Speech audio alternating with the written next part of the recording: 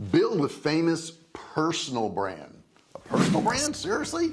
In this video I'm going to show you, I guess, how to make yourself famous. We all need a brand now. We all need a personal brand now. It's not just about a product, it's about us too. And I'm going to walk you through every step that you need to do, and it's pretty darn easy. I think you're going to like it. Stick to the very end. Don't forget to subscribe, turn on all bell notifications, and don't forget to give me a thumbs up if you don't mind. Okay, so nowadays it's a little different, isn't it?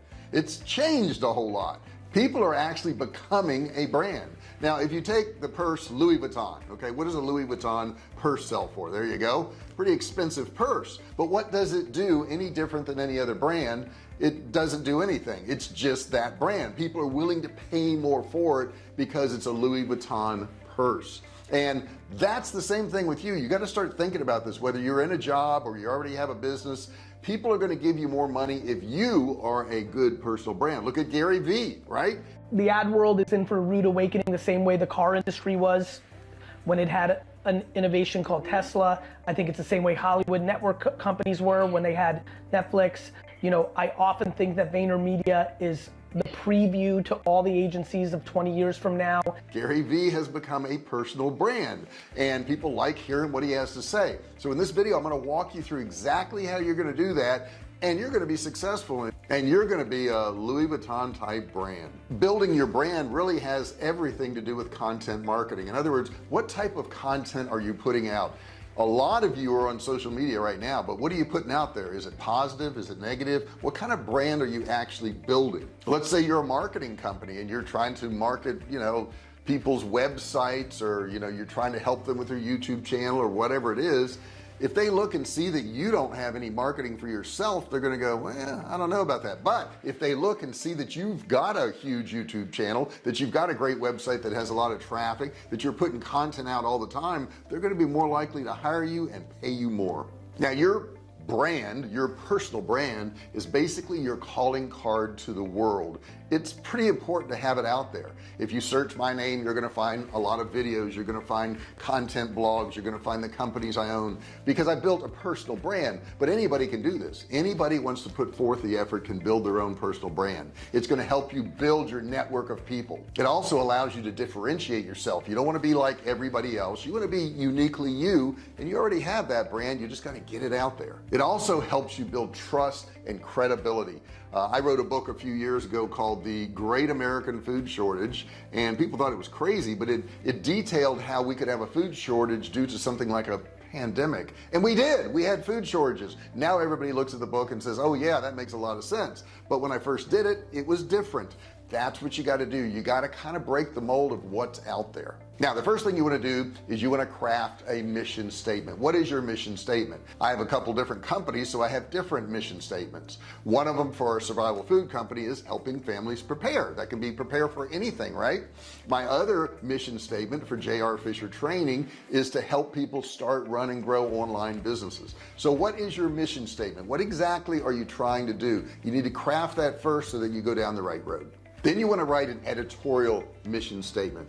What are your core values? Who is your core audience, and what are you going to do for them? Very important that you can detail this so people can read it and they can connect. Then you want to set out what your content marketing goals are.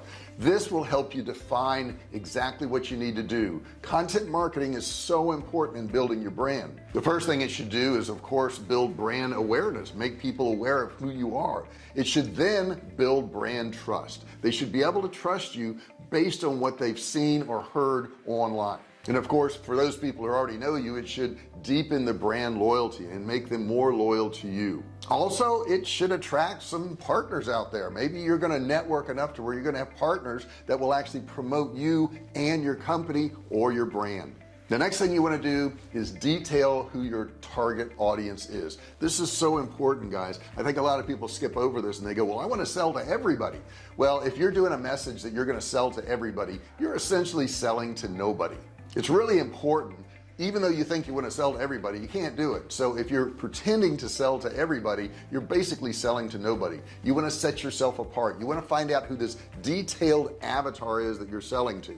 Is it a man? Is it a woman? Is it both? What ages are they? What's the education level? Where are they at in life? Are you trying to help people start, run, and grow online businesses like I do? Are you doing it at the beginner stage, intermediate stage, or advanced stage? Figure out exactly who you're marketing to. That way it's going to really resonate more with that audience than if you just do a general type of brand. You also need to identify your content sweet spot. Where are you going to meet your audience? This is very, very important, guys. Where are you actually going to reach your audience? Is it going to be YouTube? Is it going to be Facebook? Is it going to be Twitter? Is it going to be Instagram? Where is it that you're trying to meet them? Now, I've chosen YouTube, I've chosen Facebook, and I do a little bit of Twitter. My audience who wants to start, run, and grow online businesses is not on Instagram. And I'm not saying they're not on Instagram, they've never been there, they don't know anything about it. That's not where they look for this information. The majority of them go to YouTube to find this information, or they go to my website. So you need to figure out where your content is going to be posted. Maybe you're an interior designer and you help people fix up their homes. Well, Instagram may be a great one for you because maybe that's where your audience is. So you've got to figure out where are they, and you've got to overlap and meet them where they're already at. Don't try to move them from one platform to the other. It rarely works. You just want to meet them where they're at and provide the information that they want. Podcasts are huge nowadays. A lot of people are listening to podcasts. I know my wife listens to tons of them. So maybe a podcast is a way to go.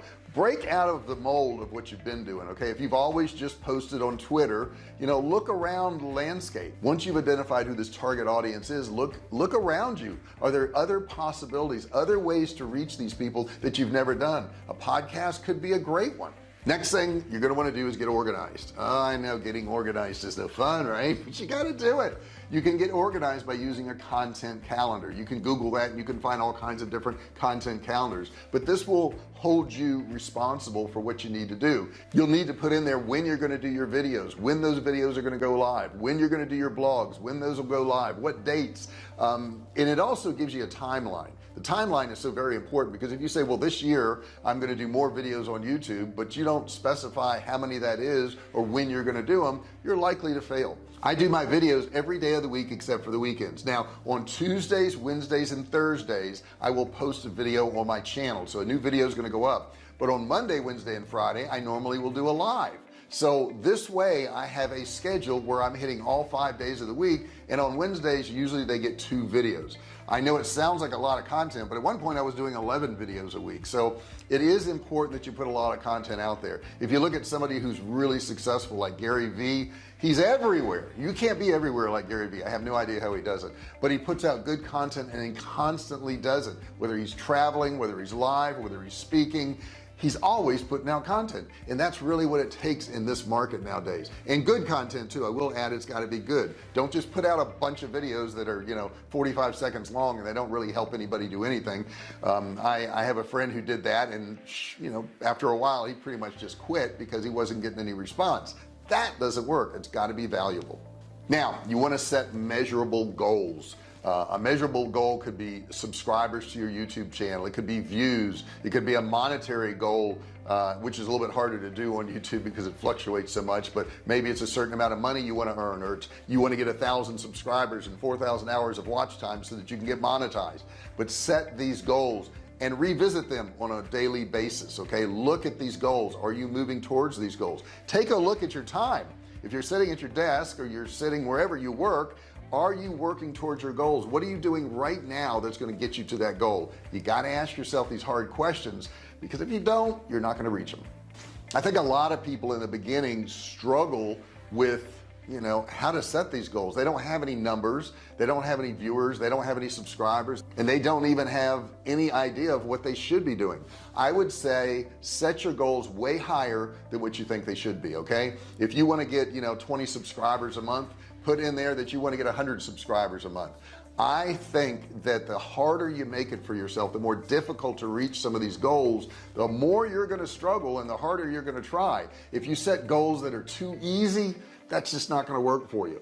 The truth is, setting tough goals makes you tougher. Okay, when you go to the gym and you challenge yourself and you try to lift a whole lot more weight than what you can lift, you're gonna get stronger. But if you do a lightweight, something that's easy for you to do, you just won't get that much stronger. Same thing with building your brand. If you say, well, I'm gonna put out one piece of content a month, you know, that's anybody could do that. That's not hard to do. Okay, it's not difficult. But if you say, I want to put out 3 to 4 pieces of content a week, I want to make 3 videos a week, or I want to make 4 videos a week, you may fall short, and that's okay.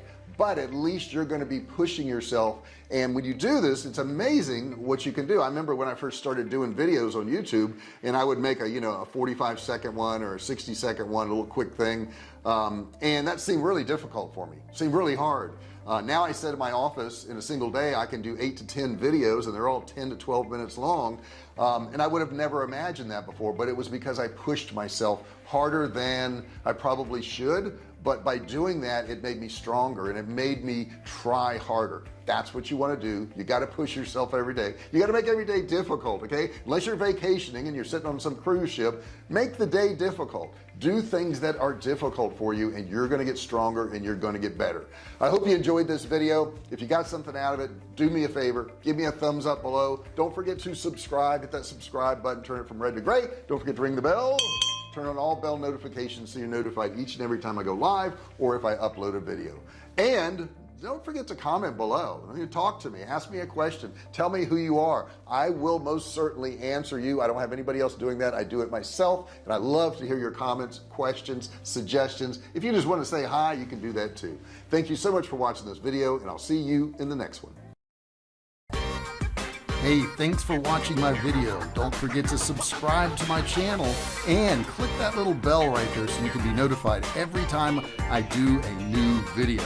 Also, click on one of those videos there. Keep watching on my channel.